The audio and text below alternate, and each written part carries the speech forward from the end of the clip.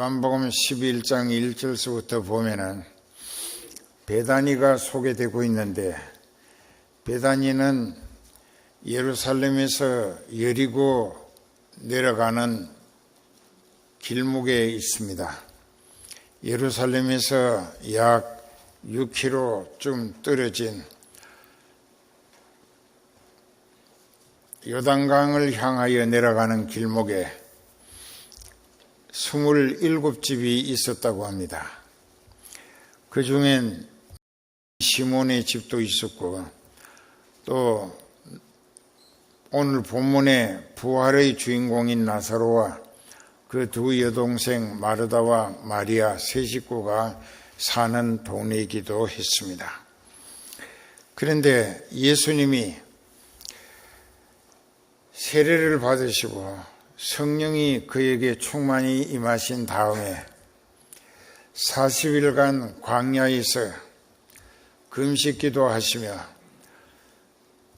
자기 공생애의 사역을 성공적으로 감당할 수 있기 위하여 영적으로 준비 기도를 마치시고 사탄에게 이끌려서 시험을 받으시는 내용이 마태복음 4장 1절 이하에서 쭉 설명되고 있습니다. 거기에서 예수님은 말씀으로 물리쳐 승리하시고 공생애를 시작하시게 되는 첫 번째 마태복음에 가서 10장 7절 8절에 보면은 가면서 전파하여 말하되 천국이 가까웠다 하고 병든 자를 고치며 죽은 자를 살리며 이를 깨끗하게 하며 귀신을 쫓아내되 너희가 거저 받았으니 거저 주어라.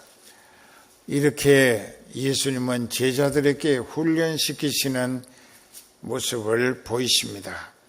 여기서 우리가 우리 자신들의 믿음의 실질적인 상태를 점검해 볼 필요가 있는 것은, 우리 주님은 죽임 당하셨다가 사흘 만에 다시 살아나심으로 예수님만이 인류를 죄악에서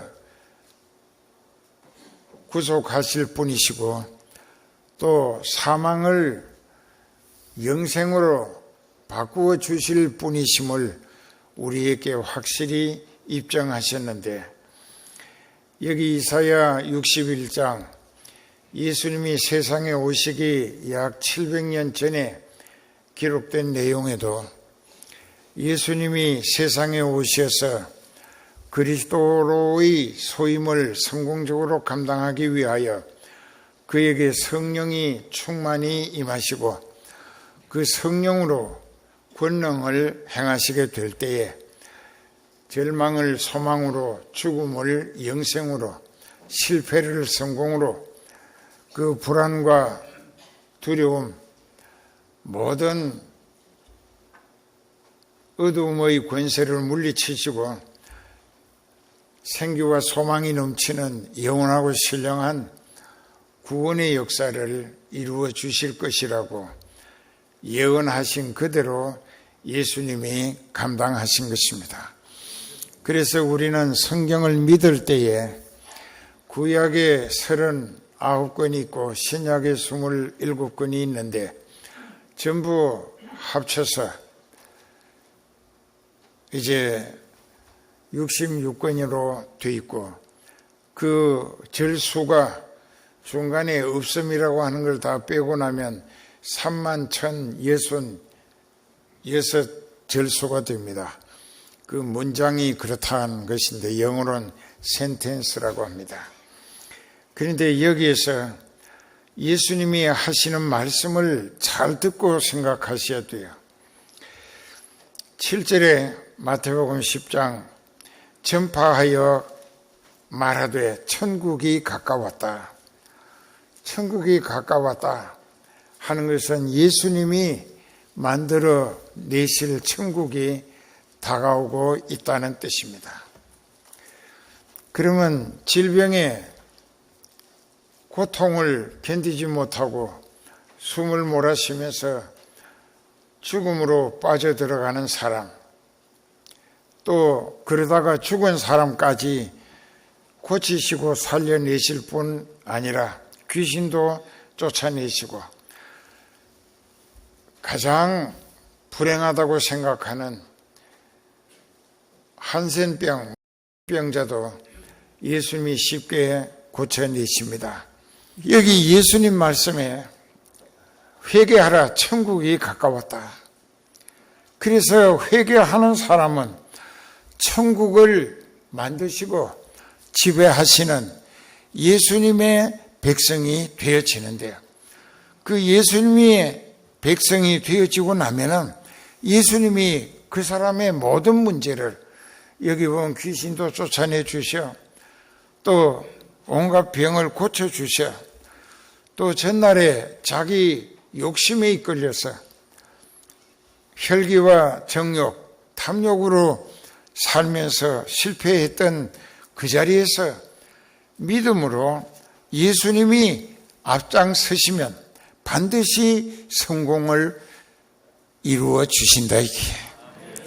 근데 지가 뭘 하겠다고 하지 말고 나는 예수님 마음에 드는 신앙인으로 예수님께 생각하는 것이나 말하는 것이나 행동하는 것을 인정받기만 하면 그때부터 내가 가는 길을 예비하시고 내가 하는 일들을 예수님이 친히 모든 일들을 주관하시기 때문에 예수님은 절대로 실패가 없습니다.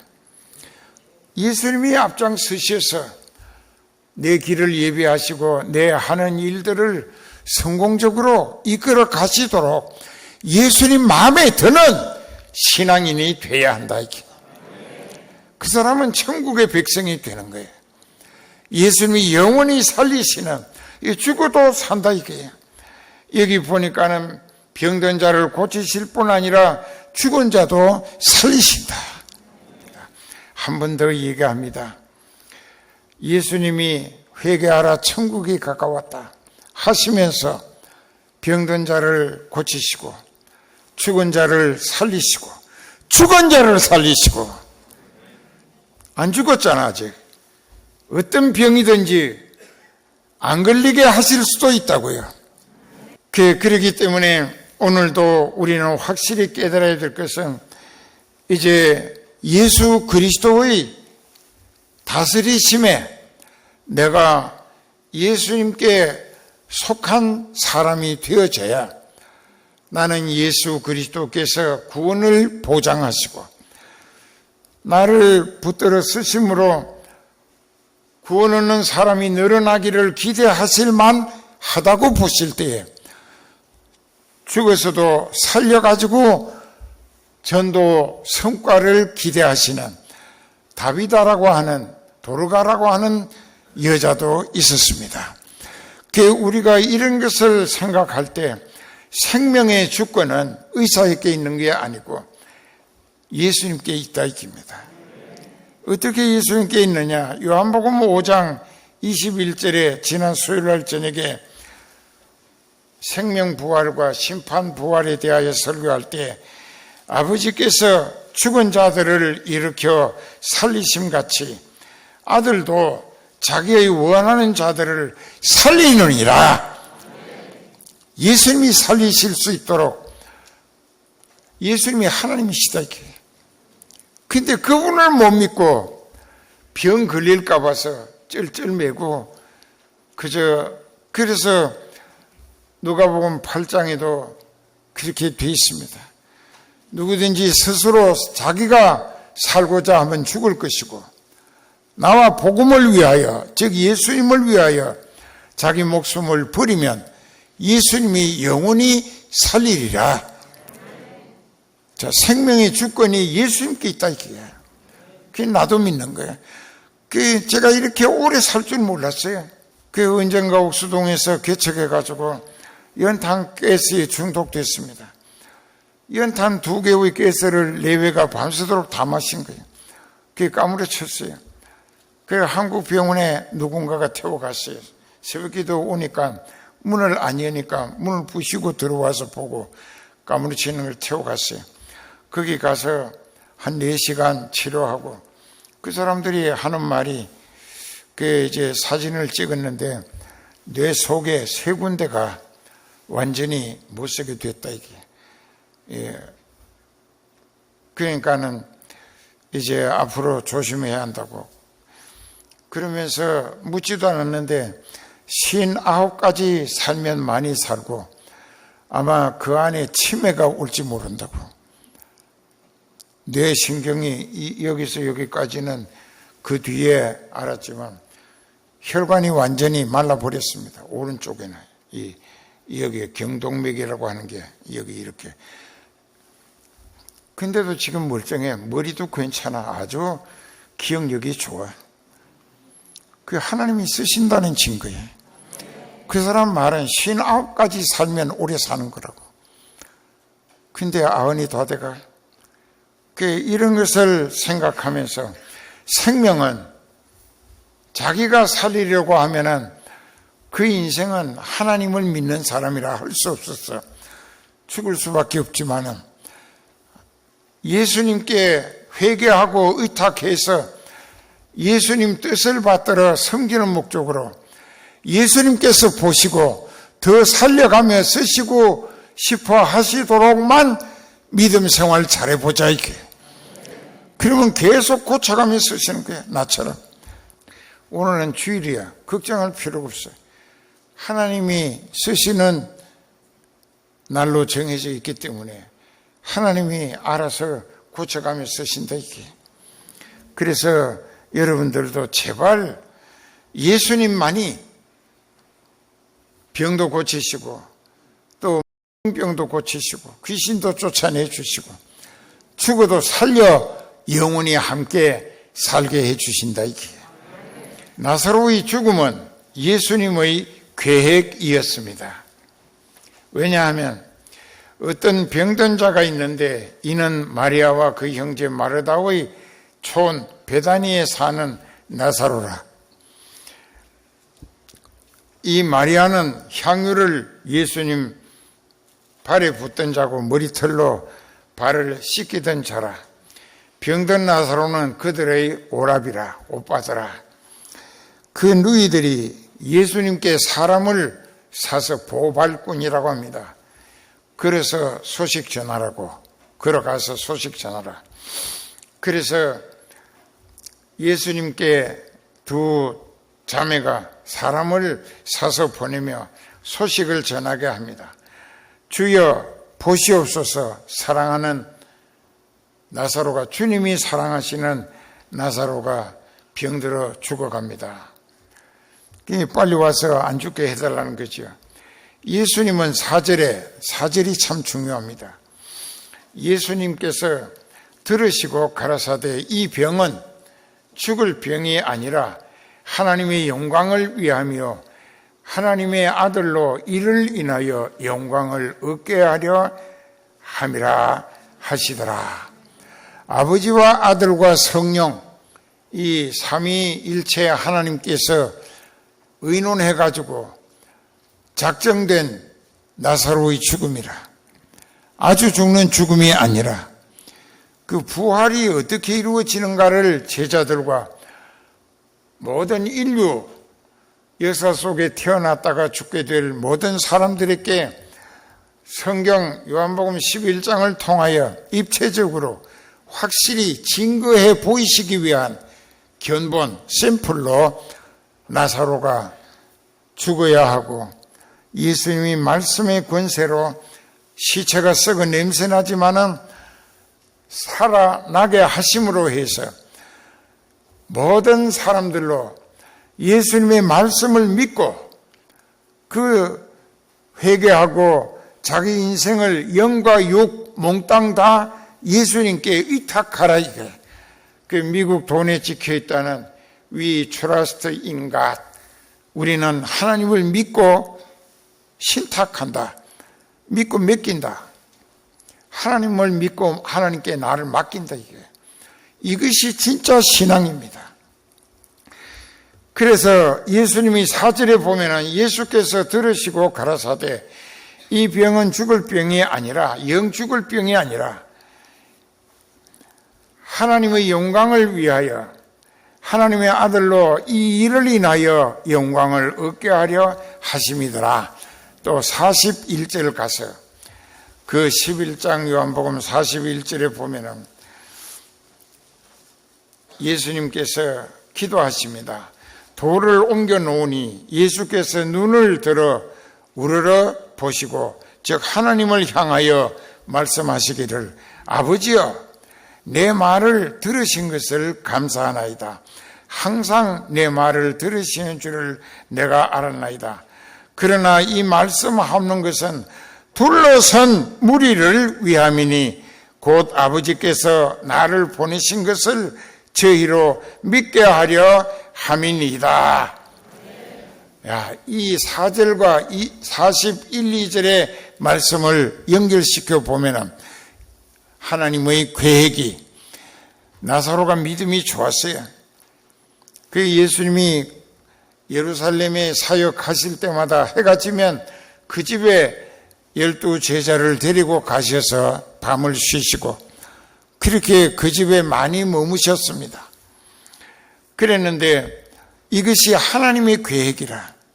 나사로의 죽음은 하나님의 계획이라. 어떤 사람이든지 필요했죠.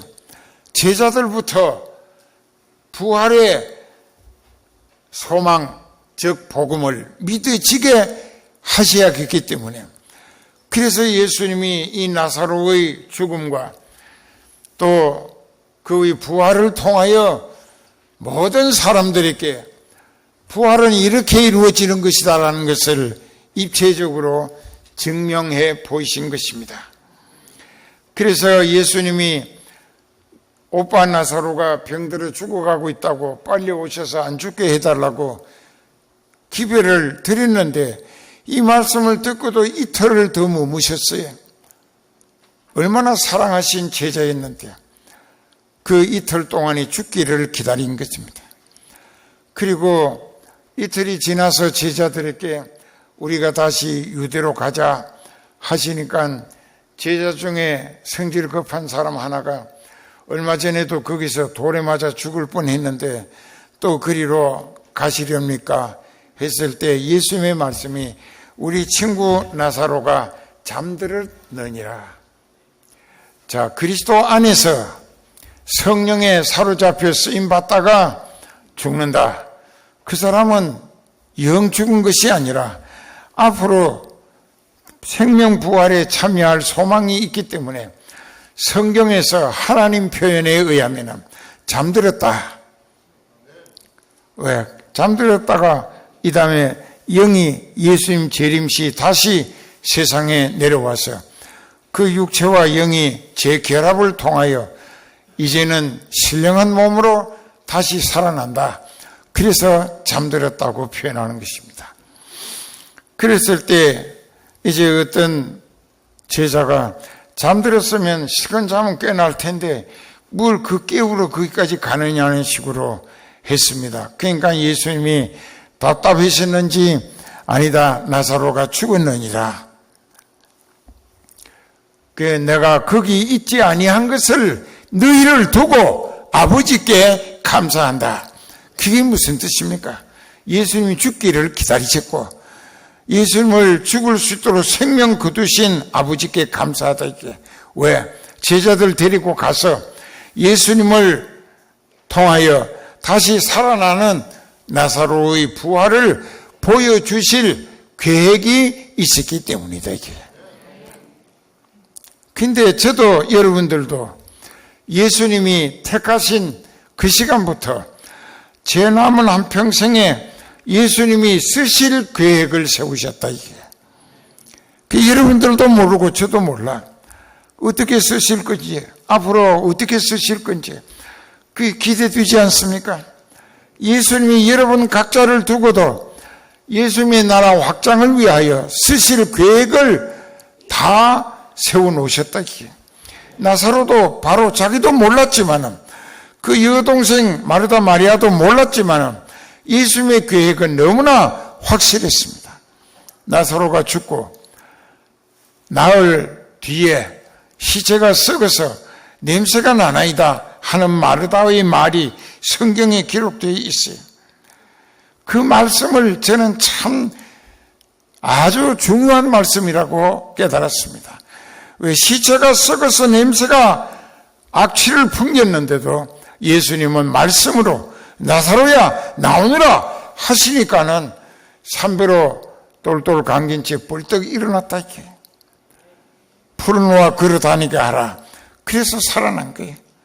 나사로가 부활한 일로 인하여 엄청 많은 사람이 예수님을 믿고 내세 소망을 가꾸기 시작했다고 여기 성경에 기록되어 있습니다. 오늘 우리도 확실히 깨달아야 되는데요.